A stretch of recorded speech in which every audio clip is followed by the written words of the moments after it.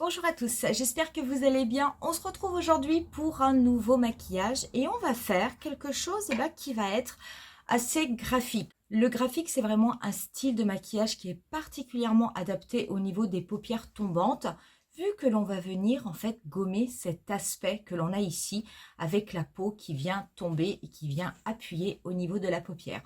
Vous allez voir, ça n'est pas très difficile techniquement, il faut juste prendre son temps puisqu'en fait on va travailler du noir et que le noir, ça se rattrape difficilement. Et on va venir se servir de la palette Wild Python d'Huda Beauty pour ajouter par-dessus des teintes complètement irisées, pailletées. J'espère en tout cas que le résultat vous plaira.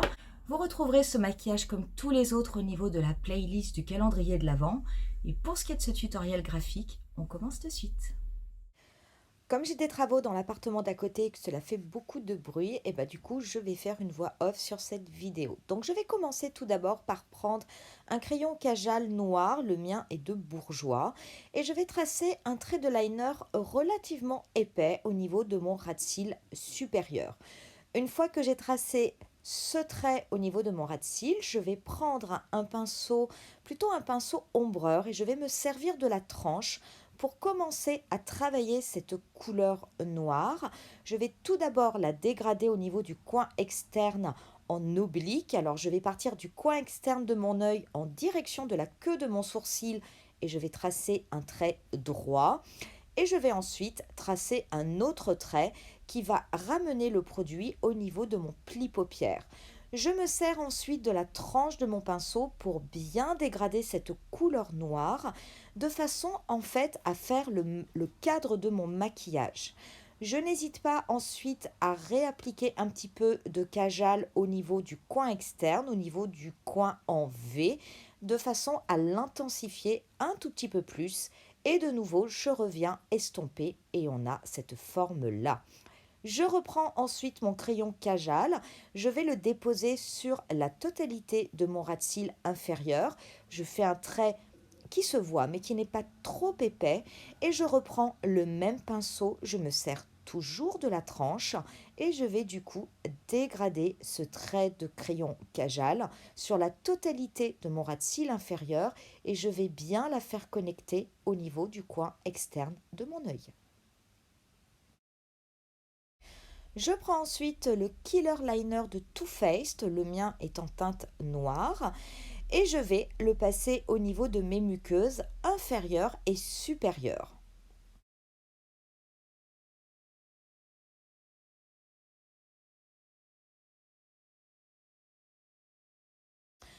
Je me sers ensuite d'un pinceau MAC 242, c'est un pinceau ombreur, et je viens prélever dans la palette Wild Python la première teinte qui est cette teinte bleue ultra pailletée. J'en prends très très peu parce que c'est une teinte déjà qui est intense et pour éviter surtout les chutes. Et je vais commencer avec mon pinceau 242 à l'appliquer au niveau du premier tiers de ma paupière mobile. Donc je fais bien attention à le dégrader au niveau du mon pli paupière. Et ensuite, je reprends un petit peu de produit et je fais la même chose au niveau du dernier tiers de ma paupière mobile, mais je fais bien attention à ne pas recouvrir la forme en V, la forme un petit peu graphique de mon maquillage. Je me sers ensuite de la tranche du pinceau, je reprélève cette même teinte bleue qui est absolument magnifique. Je la travaille sec et je viens l'appliquer sur mon ras de cils inférieur. Je prélève ensuite au niveau de la palette la teinte dorée au niveau de la première rangée qui a des sous-tons verts et cette teinte je l'applique toujours avec mon pinceau 242 au niveau du milieu de la paupière mobile. Donc ça va faire un petit peu comme un halo. Je fais bien attention à la dégrader au niveau du premier tiers et du dernier tiers avec la teinte bleue et je fais également bien attention à la dégrader au niveau de mon pli paupière en me servant du cadre que j'ai fait précédemment grâce à mon crayon Kajal. Cette teinte est absolument magnifique et comme elle a des reflets verts, c'est encore plus beau avec le bleu. Vraiment, je trouve que c'est une combinaison qui est très très belle. Je ne prends pas beaucoup de produits parce qu'il y a quand même quelques chutes, mais je me sers de mon pinceau pour éventuellement les enlever. Après ça, je vais faire un trait de liner avec le Zero Real de Benefit.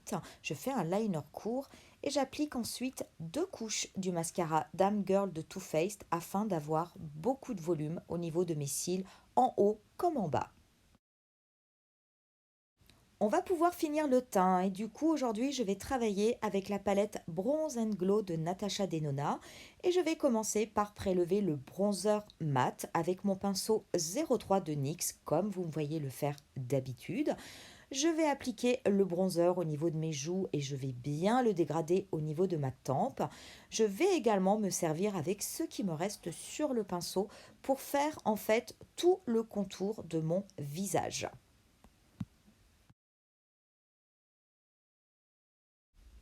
Je n'hésite pas à appliquer du produit en balayant rapidement au niveau de mon front.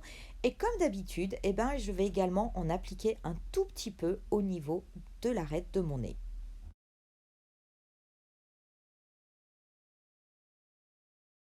Je vais prélever ensuite la teinte irisée et je vais l'appliquer très très légèrement avec mon pinceau Real Technique, là où je mets mon blush, de façon à apporter un petit peu plus de luminosité.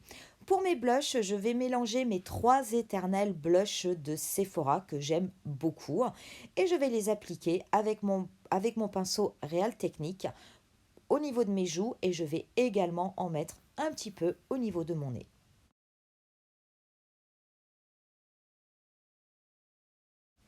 Pour l'highlighter, je vais rester avec la palette Bronze and Glow de Natasha Denona. Je vais en prélever, mais pas beaucoup, parce que c'est vraiment une teinte qui est extrêmement irisée. Je vais l'appliquer au niveau de l'arête de mon nez, du bout de mon nez. Je vais également en mettre un petit peu sur l'arc de Cupidon. Et je vais en déposer au-dessus de mon blush en l'étirant en direction de ma tempe, comme je le fais d'habitude. Je vais également en mettre un tout petit peu au niveau de la base de mon sourcil. On va pouvoir passer aux lèvres et aujourd'hui je vais appliquer le rouge Artist Shine On de Make Up Forever. Celui-ci c'est la teinte 130 Jubilant Caramel. Je l'aime beaucoup, il est vraiment très très beau et il a un petit côté brillant. Par contre, pour apporter un petit peu plus de brillance, je vais reprendre avec un petit pinceau un petit peu d'highlighter de la teinte Bronze and Glow que je vais remettre au niveau de l'arc de Cupidon et je vais prendre un tout petit peu de la teinte irisée de la palette Wild Caméléon simplement pour la déposer au creux de mes lèvres. Et on en aura terminé avec ce look. Je suis désolée pour ce maquillage qui est du coup en voix off, mais c'est vrai que là, ça vient un petit peu de s'arrêter. Il y a quand même énormément de travaux et ça tape beaucoup, donc du coup, ça n'aurait absolument pas été audible pour vous.